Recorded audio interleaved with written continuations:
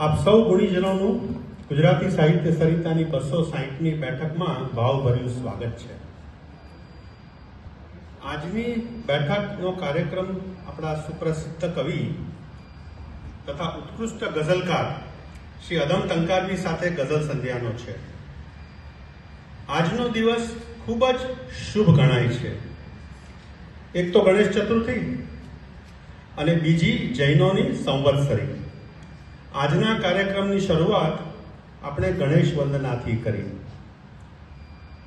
પણ કોઈકે મને કીધું કે ગણેશજી વિશે કંઈ કહેજો, તો વિચાર કરતો હતો કે શું બોલું.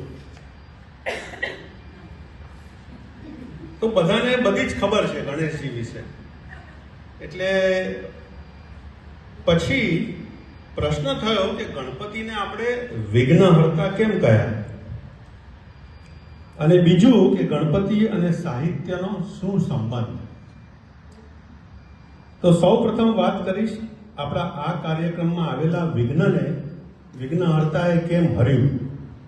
એમના એક મિત્ર છે હ્યુસ્ટનમાં, અલીભાઈ, અને અલીભાઈએ અદમભાઈને હોસ્ટ કરવાના હતા. અને અદમભાઈ લંડનથી આવ્યા તો એમને એટલી બધી ઈચ્છા હતી અદમભાઈને મળવાની, એ શિકાગો પહોંચી ગયા એમને મળવા.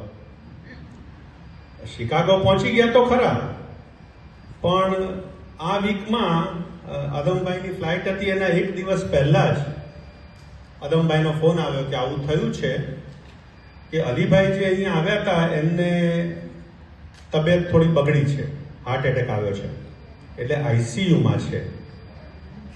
એટલે મને થોડો ત્રાસકો તો પડ્યો. ગણપતિને તરત જ યાદ કર્યા મેં કે તમે વિઘ્ન હરી લો તો બહુ સારું, અને અલીભાઈને જલ્દી સારા કરી દો. એ બહુ ઈચ્છા હતી.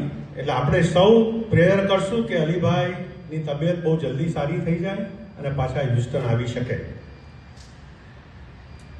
એટલે ગણેશજીએ એ વિઘ્ન તો હર્યું, પણ પછી થયું એવું કે અદમભાઈનો ફોન આવ્યો મને કે હું હમણાં જ જાઉં છું આઈસીયુમાં, અને એમની તબિયતના ખબર કાઢી અને પછી હું તમને કહું કે મારાથી અવાશે કે નહીં. એટલે પછી મેં કીધું કે ઓકે, તો મને કહેજો, તમારી ફ્લાઇટ 2 દિવસમાં જ છે, તો જેટલું જલ્દી કહી શકો તો સારું. અને થયું એવું કે 4 કલાકમાં જ એમના દીકરાનો ફોન આવ્યો મને, અદમભાઈના, કે નિખિલભાઈ આપણે પ્રોગ્રામ કેન્સલ કરવાની જરૂર નથી. હું એમની ટિકિટ ગુરુવારને બદલે શનિવારની બાય કરું છું, અને શનિવારે ચોક્કસ આવી જશે. કાર્યક્રમ ચાલુ રાખજો. અને આપણા જે ફૈયાઝભાઈ અહીંયા આવ્યા છે એમણે બધી જ રિસ્પોન્સિબિલિટી લઈ લીધી એની, એરપોર્ટ પરથી લેવા મૂકવા જવાની. એટલે આપણું કાર્ય વિઘ્ન વગર પત્યું. એટલે આ ગણેશ ચતુર્થીના દિવસે આ જે હતું ને પ્રોગ્રામ આપણો, એ ગણપતિની કૃપા જ છે. આદમભાઈ અને મુશાયરાની મહેફિલના મિત્રો, આપ સૌને મારા તરફથી નમસ્કાર. સર્વે સંતો નિરામયાની શુભ ભાવના સાથે ફરી એકવાર આપ સૌનું સ્વાગત છે. આજે ગણેશ ચતુર્થીનો દિવસ છે, એનો મહિમા નિખિલભાઈએ બહુ સરસ રીતે વર્ણવ્યો. એમાં થોડું ઉમેરવાનું છે કે ગણેશ ચતુર્થી તો છે જ, સાથે સાથે આ મહિનામાં અદમભાઈની વર્ષગાંઠ પણ છે. બીજું, આ મહિનામાં ગુજરાતી સાહિત્ય સરિતાની સ્થાપના પણ થઈ હતી. આજે એકચ્યુઅલ આપણે 24મા વર્ષમાં પ્રવેશે. આજે નહીં, આ મહિનામાં 1લી તારીખે, દીપકભાઈ બરાબર છે ને, 1લી તારીખે, એટલે સપ્ટેમ્બર મહિનામાં આપણે 24મા વર્ષમાં પ્રવેશે. અને બીજી એક વાત કે હ્યુસ્ટનના 23 વર્ષની બેઠકોના અફલાતુન અહેવાલો લખનાર શ્રી નવીનભાઈ બેન્કરની સ્મૃતિનો મહિનો છે. એટલે આ બધું જ જો ભેગું કરીએ તો આપણને આજે ઉત્સવ જેવું લાગે છે. એટલે મને તો હું અહીંયા એન્ટર થઈ છું ત્યારથી દિવાળી જેવું લાગે છે. અદમભાઈનો પરિચય આમ તો આપવાનો હોય નહીં, કારણ કે એ સુવિખ્યાત ગઝલકાર છે. ગુજલિશ ગઝલકાર તરીકે ખૂબ જ જાણીતા બનેલા છે.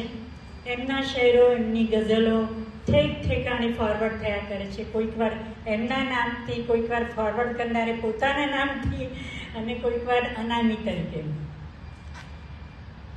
એમનું ગઝલ વિશ્વ ખૂબ ખૂબ વિશાળ છે, ખૂબ વ્યાપક છે. એવો એક સૂફી રંગે રંગાયેલા શાયર છે. ખૂબ જ નમ્ર શાયર છે. વર્ષોથી યુકેમાં સ્થાયી થયેલા છે અને અનેક મુશાયરાઓના સફળ સંચાલક છે. તેમને સાહિત્ય પરિષદનો એવોર્ડ મળેલો છે, કવિ કલાપી એવોર્ડ મળેલો છે, Gujarati literary academy of UK નો તરફથી પણ એવોર્ડ અને સન્માન મળેલા છે. આપણી સાહિત્ય સરિતામાં 2001ની સાલમાં શરૂઆતના વર્ષોમાં આદિલ મંસૂરી સાથે અહીં આવેલા છે અને આજે 9 વર્ષ પછી ફરીથી આપણી સાથે હાજર છે અને તે પણ પ્રતિકૂળ સંજોગોની વચ્ચે, જેનો ખૂબ આનંદ છે.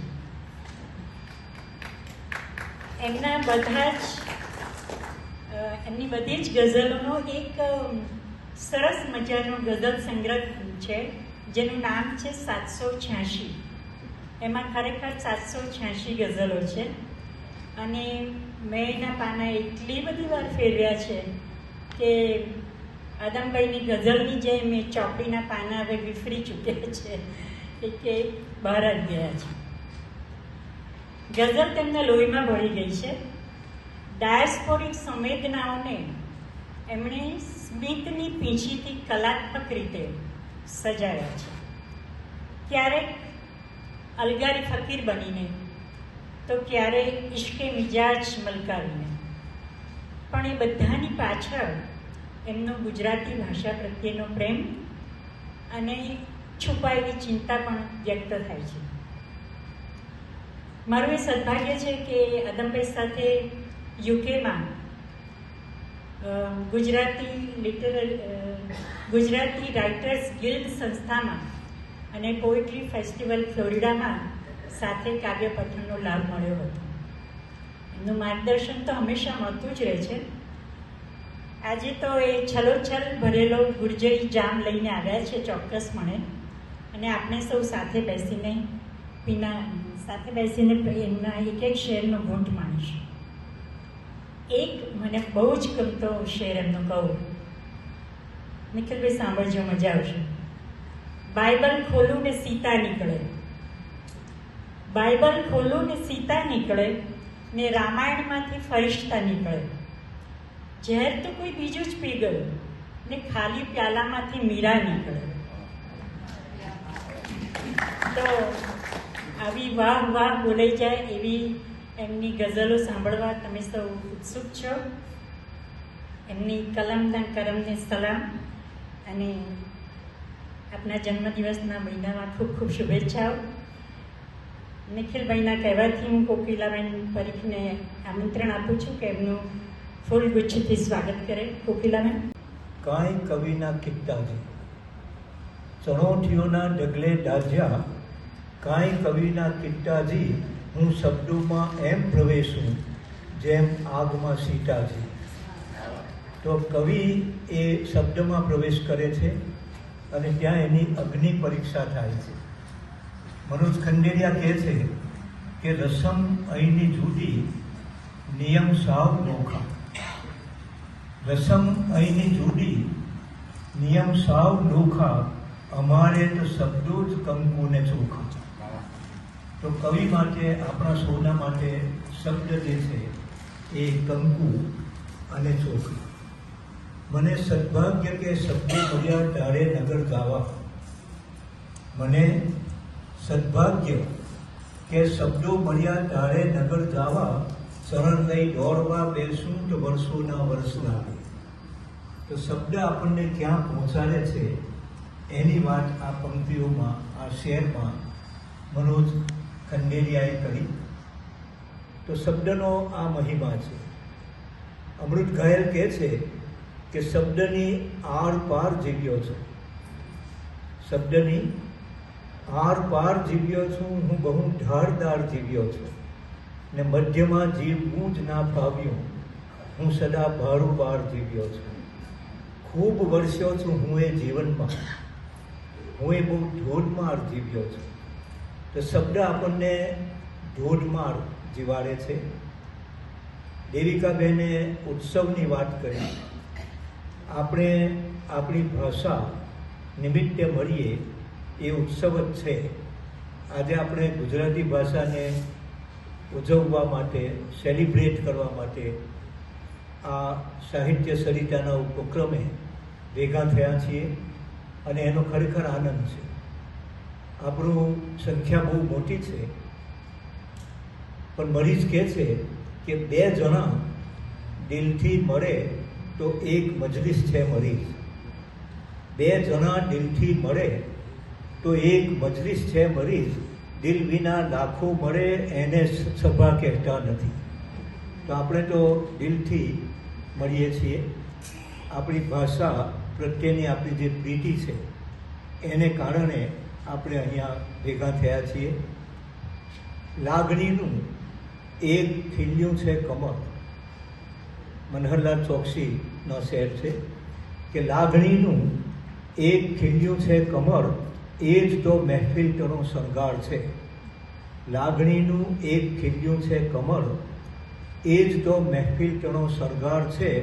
ઉત્સવોની રાહ હું જોતો નથી, તું મળે છે એટલે તહેવાર છે. તો આપણે જે મળીએ, ભેગા થઈએ, એ જ આપણા માટે તહેવાર છે. આપણી ભાષાનું જતન કરવાનું છે.